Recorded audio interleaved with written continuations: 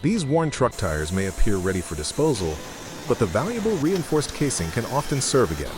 After being collected, each tire enters a retreading line where the damaged outer tread is removed. A high-speed buffing machine shaves away the remaining grooves and creates a rough, evenly rounded surface. This texture is essential because smooth rubber would not provide enough grip for the new materials added later.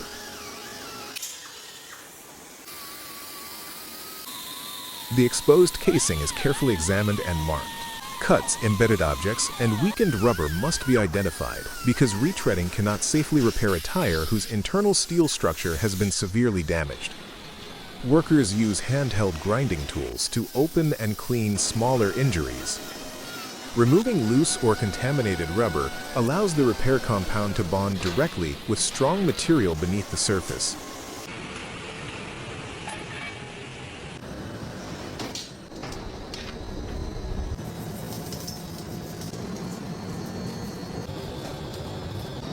Meanwhile, fresh rubber is processed into long, uniform strips.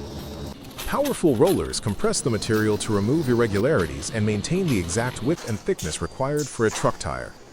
The rubber is collected in carefully arranged layers to prevent stretching or sticking. Consistent dimensions are important because the strip must wrap around the casing without leaving gaps or excessive overlap.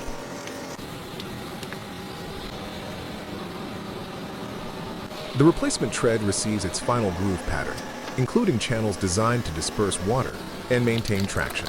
A colored centerline helps workers position the strip accurately during assembly. The prepared tread is inspected as it leaves the machinery.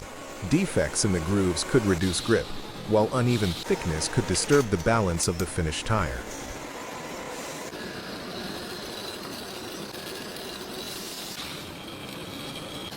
The tire casing is mounted on a rotating building machine, and the new tread strip is wrapped around its circumference. The worker follows the center line to keep the pattern perfectly aligned. Pressure rollers press the tread firmly against the bonding layer. This action pushes trapped air outward, since even a small air pocket could weaken the connection during curing. When both ends of the tread meet, the excess material is trimmed and the joint is carefully closed.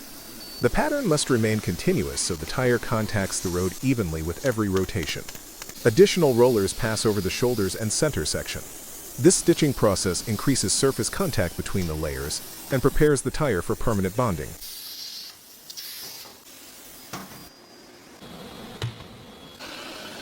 The tire then enters a large curing chamber. Controlled heat and pressure activate the uncured bonding rubber, joining the layers without melting or deforming the preformed tread pattern.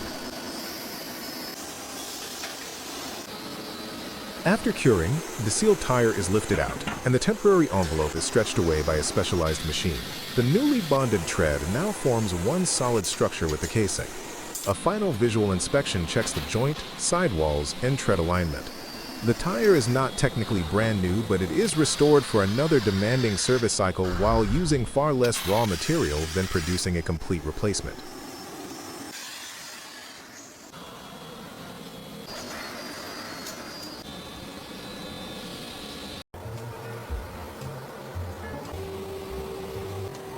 A professional drum begins with extremely thin sheets of wood rather than a solid block. Each veneer is cut to a precise size so that it can wrap around the mold without leaving gaps or excessive overlap. Adhesive is spread evenly across the entire surface by large rollers. An inconsistent glue layer could create weak spots between the plies, reducing both the strength of the shell and its ability to vibrate uniformly.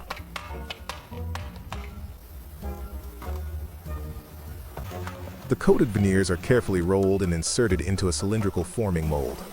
Several thin layers are combined so the finished shell remains lightweight, while gaining enough rigidity to withstand constant tension from the drumheads. An internal pressing system expands against the veneers, forcing every layer tightly against the mold wall.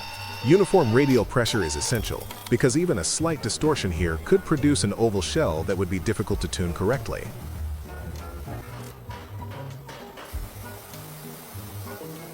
After the adhesive has bonded, the newly formed shell is released from the mold.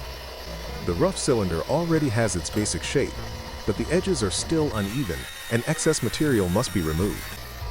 The worker checks the shell before transferring it to the machining station.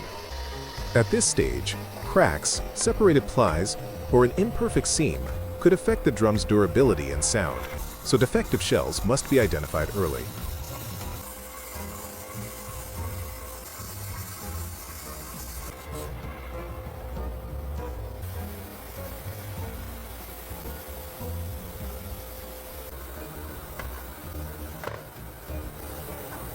The shell is then rotated while layers of colored finish are sprayed across its surface. Thin, controlled coats preserve the natural wood grain, while excessive finish could add unnecessary weight and restrict the shell's vibration. Once the coating has hardened, precisely positioned holes are drilled for the lugs, air vent, and identification badge. A drilling fixture keeps the spacing consistent around the circumference. This accuracy is more important than appearance alone. Misaligned holes could cause the tension rods to pull at an angle, placing uneven stress on the drumhead, and making stable tuning much more difficult.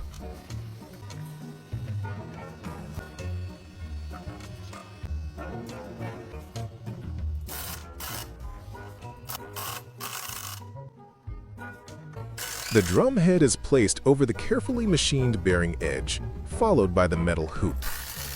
Tension rods connect the hoop to the lugs and are tightened gradually around the drum. The worker adjusts opposite rods in sequence instead of tightening one side completely. This balanced method distributes tension evenly and keeps the head centered, helping the drum produce a cleaner and more consistent tone. This final tuning inspection confirms that the bearing edge, hoop, lugs, and drum head are working together correctly. The completed drum is then protected with packaging material and placed inside a reinforced shipping carton.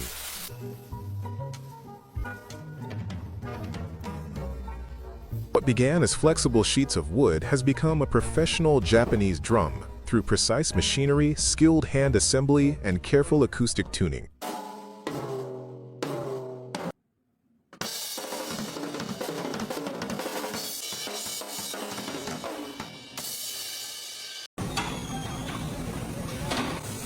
A World Cup-style football begins as flat sheets of synthetic material rather than a round object. Workers place cutting dies over the layered panels and use a powerful press to stamp out identical curved sections. Each piece must have the same dimensions and thickness. Even a small difference between panels could distort the finished ball, affect its balance, or make the seams difficult to align during assembly. The inner bladder is formed from flexible black rubber. Prepared rubber pieces are placed inside heated metal molds, where pressure forces the material into a hollow spherical shape. Heat also cures the rubber, giving it enough elasticity to expand repeatedly without losing its form. Once removed, the bladders are trimmed and inspected for weak seams or surface defects.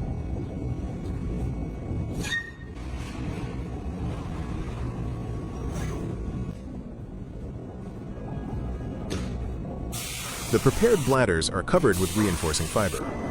As the ball rotates, strong thread is wrapped repeatedly around its surface to form a dense supporting layer. This winding limits excessive stretching and helps the ball recover its shape after every kick. Without reinforcement, the soft bladder alone could expand unevenly or deform under repeated impact.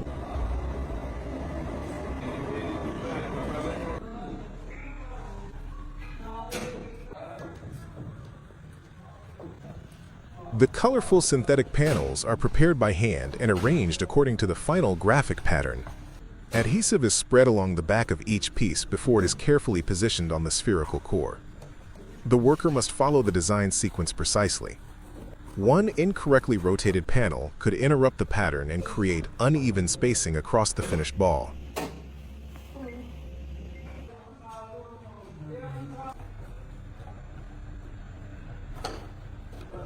Panel after panel is pressed firmly into place.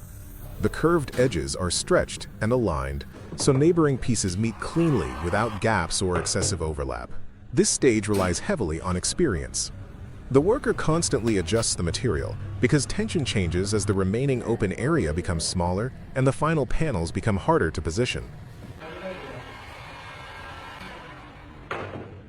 Once the full cover is assembled, heated tools and hand pressure are used to secure the seams. Any excess adhesive is removed while the outer surface is checked for raised edges. Smooth connections are important, not only for appearance. Uneven seams could alter airflow around the ball, influence its movement, or wear more quickly after repeated contact with the ground.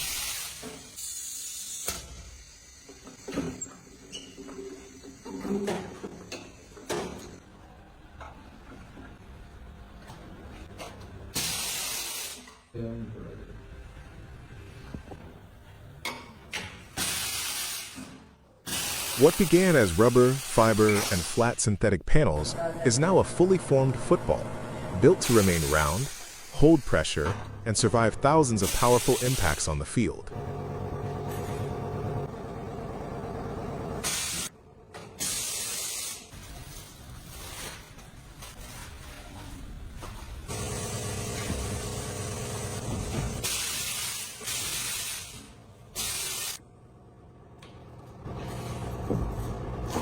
A heavy-duty hex nut begins with a steel bar being cut into short, nearly identical pieces called blanks. Each section must contain enough metal to fill the forging die without producing excessive waste. The freshly cut blanks are collected and checked before heating. Consistent weight is important because undersized pieces may not form complete corners, while oversized blanks create unnecessary flash around the nut. The steel blanks are loaded into a furnace and heated until they glow bright orange. At this temperature, the metal becomes soft enough to reshape without cracking under the enormous force of the forging machines. The blanks must be heated evenly. A cooler center would resist deformation, while excessive temperature could damage the steel surface and reduce dimensional accuracy.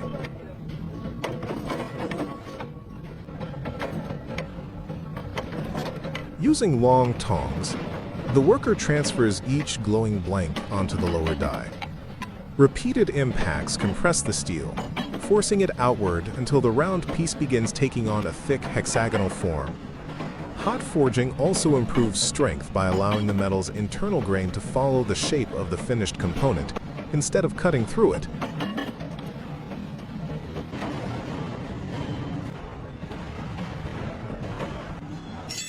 The forged nuts are released from the machine and gathered into large piles. Although their basic shape is complete, the surfaces remain rough, and the central openings still require additional finishing.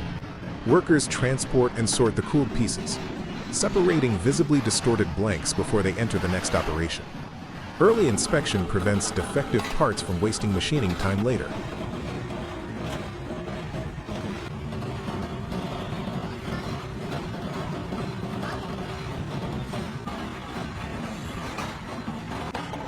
The blanks are fed individually into a mechanical press for further sizing and calibration. The tool clears the central opening and corrects deformation left by the hot forging process. This step helps produce flatter faces and more consistent dimensions.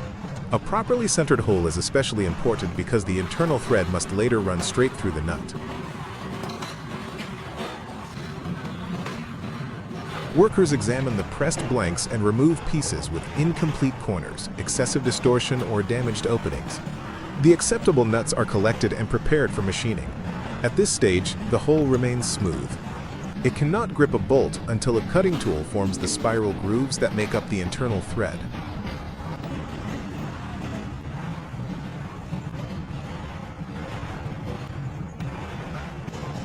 At the first tapping station, each nut is positioned beneath a rotating cutting tool. The tap enters the central opening and gradually cuts the internal thread to the required diameter and pitch. A continuous flow of cutting fluid reduces friction, carries away metal chips, and protects the tool from excessive heat. Without lubrication, the tap could wear rapidly or become trapped inside the nut.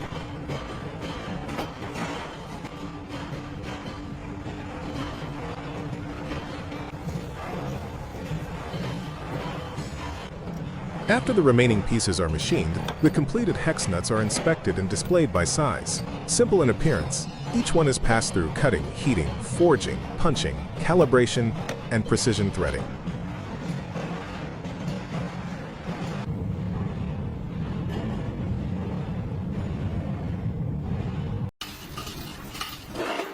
A jaw crusher capable of breaking massive rocks begins with thick steel plates rather than a single casting.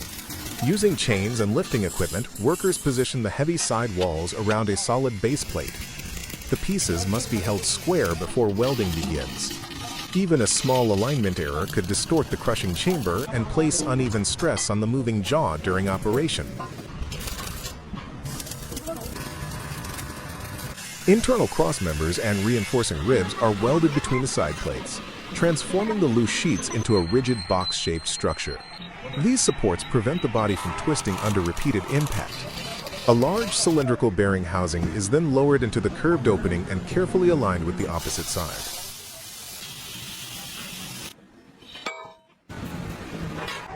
Thick steel sections are marked, cut, and ground into mounting blocks and reinforcement plates.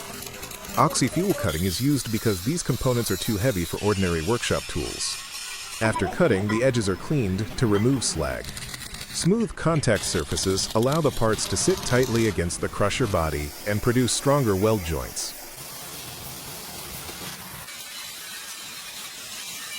Workers assemble the prepared blocks into heavy brackets and weld them onto the moving jaw body. Additional triangular ribs are fitted along the upper section to spread crushing forces across a wider area. The reinforcement may look excessive, but every compression stroke sends powerful shock loads through the structure. Weak corners would quickly crack under continuous service.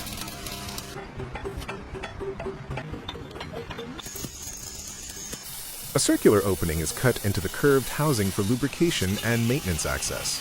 The workers heat the steel, follow the marked circle, and then hammer away the remaining slag. The main bearing seat is cleaned before a thick machined flange is placed over it. This ring must remain concentric so the eccentric shaft can rotate without producing damaging vibration.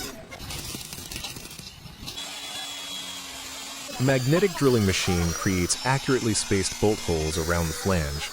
Its powerful base holds the drill directly against the steel, while coolant protects the cutter from overheating. The toothed jaw plate is then positioned on the front of the moving body. Its deep ridges grip large rocks and prevent them from sliding upward during compression.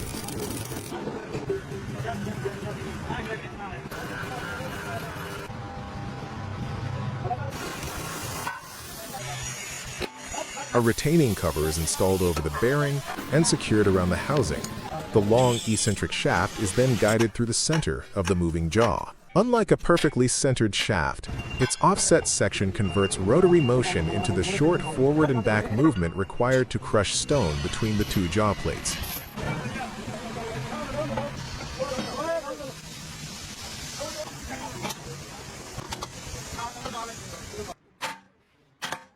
The second bearing and large flywheels are mounted onto both ends of the shaft.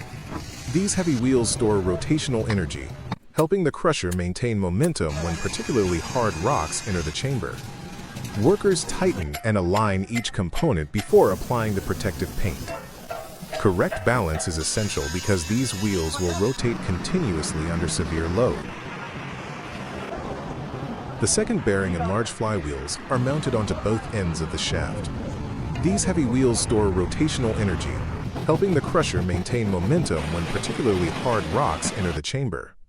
Workers tighten and align each component before applying the protective paint. Correct balance is essential because these wheels will rotate continuously under severe load.